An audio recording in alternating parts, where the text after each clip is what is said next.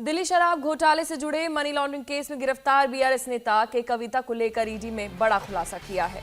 ED ने court में के कविता की जो रिमांड कॉपी दी है उसमें के कविता को पूरे घोटाले का मास्टरमाइंड बताया गया है। ईडी ने खुलासा किया है कि के कविता ने साउथ की लिकर लॉबी और आप नेताओं के साथ मिलकर पूरी साजिश को अंजाम दिया।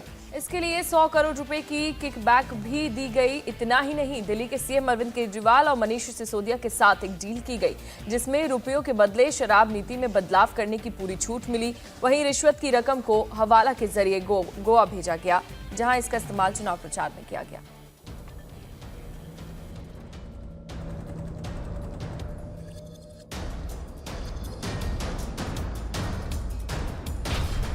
सिसोदिया संजय सिंह के बाद के कविता पहुंची जेल।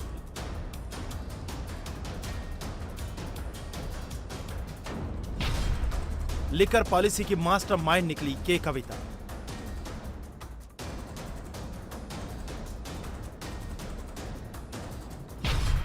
खुल गई के कविता और केजरीवाल के कनेक्शन की पोल।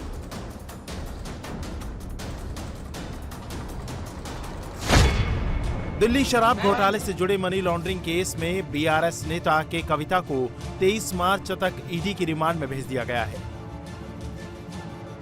के कविता के खिलाफ ईडी ने कोर्ट में जो रिमांड कॉपी पेश की है, उनसे ईडी ने कई चौंकाने वाले खुलासे किए हैं।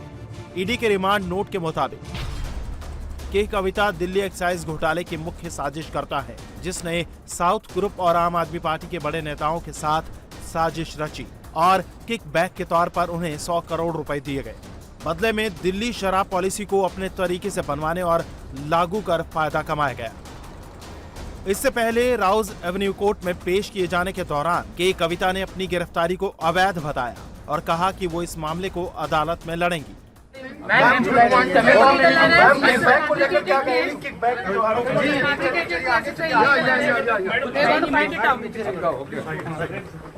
Ma'am, would you like to say something? Please. It's an illegal arrest. ED की रिमांड कॉपी में के कविता की गिरफ्तारी से जुड़ी एक जानकारी डिटेल में दी गई है। ईडी ने कोर्ट को बताया है कि के कविता और दिल्ली सरकार के बीच कैसे कनेक्शन था और कैसे डील हुई। ईडी ने कोर्ट को बताया है कि के कविता ने साउथ लॉबी के दूसरे सदस्यों शरथ रेड्डी, राघव मंगुटा, एमएस रेड्डी के साथ और आपके बड़े नेताओं के साथ साजिश रची। कविता ने दिल्ली के मुख्यमंत्री अरविंद केजरीवाल और उस वक्त के उप मुख्यमंत्री और आबकारी मंत्री मनीष सिसोदिया के साथ मिलकर एक सौदा किया, जिसमें के कविता ने साउथ लॉबी के अन्य सदस्यों के साथ मिलकर बिचौलियों के जरिए उन्हें रिश्वत दी। आपके नेताओं को दी गई रिश्वत के बदले उन्हें अपने हिसाब से बनवाने और उसमें बदलाव करने के अधिकार मिल गए।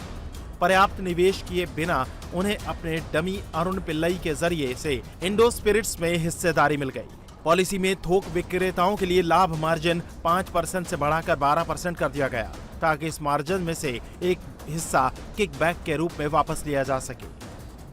ईडी की रिमांड कॉपी में रिश्वत की रकम की डिलीवरी और उसके इस्तेमाल के बारे में भी बताया गया है।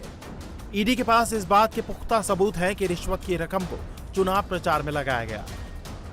इसके लिए ईडी ने के कविता के कर्मचारी के बयान को आधार बनाया है। ईडी के मुताबिक के कविता के एक कर्मचारी के 8 जुलाई 2023 के बयान से पता चला कि उसने अभिषेक बोयिनपल्ली के कहने पर दिनेश अरोड़ा के दफ्तर से कैश के भरे 2 भारी बैग इकट्ठा किए और विनोद चौहान को दिए। एक अन्य मौके पर उसने फिर से टोडापुर के एक पते से कैश से भरे 2 बैग इकट्ठा किए और फिर से विनोद चौहान को दे दिए। विनोद चौहान ने इसे हवाला के जरिए गोवा के चुनाव प्रचार के लिए आपको ट्रांसफर किया। इसके साथ ही ईडी ने कोर्ट को बताया कि के कविता ने अपने मोबाइल से सबूत नष्ट कर दिए हैं। वो व्हाट्सएप और फेस टाइम का इस्तेमाल करती है, लेकिन इन ऐप्स में कोई डेटा नहीं मिला है, यानी डेटा को डिलीट कर दिया गया है। वहीं बीआरएस भी के कविता की गिरफ्तारी को अवैध बता रही है। पार्टी का आरोप है कि मामला सुप्रीम कोर्ट में चल रहा है। बावजूद इसके ईडी ने गैर कानूनी तरीके से के कविता को गिरफ्तार किया है। के कविता की गिरफ्तारी के विरोध में बीआरएस पूरे तेलंगाना में प्रदर्शन करने की तैयारी में है। हैदराबाद में ईडी लोगों आके विदाउट ट्रांसिट वारंट आके अरेस्ट कर दिए। वो सुप्रीम कोर्ट में केस पेंडिंग है बोले तो भी खातर नहीं करे, वो इलीगली अरेस्ट करे।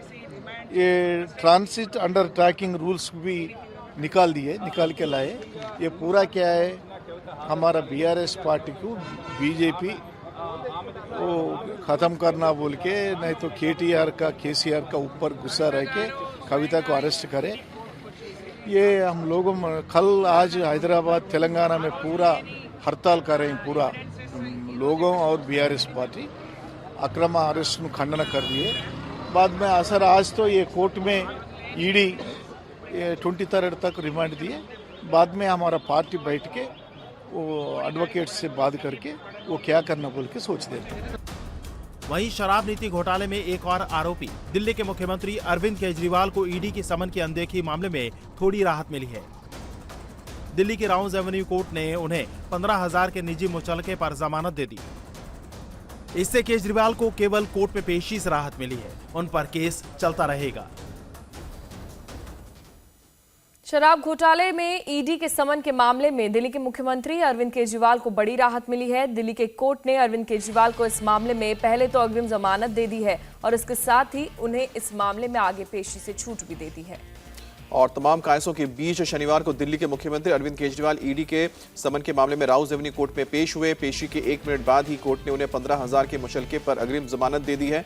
सुनवाई के दौरान ईडी ने कोर्ट से कहा है कि वो शराब नीति को फाइनल करने से पहले हुई बैठकों और रिश्वतखोरी के आरोपों पर केजरीवाल का बयान दर्ज करना चाहती है, लेकिन 8 समन भेजने के बाद भी वो हाजिर नहीं हुए हैं। केजरीवाल के वकील ने कोर्ट से अपील की है कि उन्हें ईडी से वे दस्तावेज चाहिए जिनके आधार पर केजरीवाल से पूछताछ होनी है। कोर्ट ने ईडी को दस्तावेज देने का आदेश दिए हैं। मामले की सुनवाई अब 1 अप्रैल को होगी। ईडी अब तक केजरीवाल को 8 समन जारी कर चुकी है, लेकिन केजरीवाल एक बार भी एजेंसी के सामने पेश नहीं हुए हैं। इसी की शिकायत को लेकर ईडी ने कोर्ट में अपील की थी। और इससे पहले राउज एवेन्यू कोर्ट में दोनों पक्षों की तरफ से जोरदार बहस हुई। केजरीवाल के वकील ने जब कोर्ट से जमानत की अपील की तो ईडी के वकील ने इसका जोरदार तरीके से विरोध किया। कहा कि पहले उन धाराओं को देख लीजिए जो इस केस में लगाए गए हैं। हालांकि कोर्ट ने 5 मिनट की सुनवाई के बाद ही केजरीवाल को अग्रिम जमानत दे दी। इसके साथ ही कोर्ट ने ईडी को केजरीवाल के वकील को केस के दस्तावेज देने के आदेश भी दिए हैं।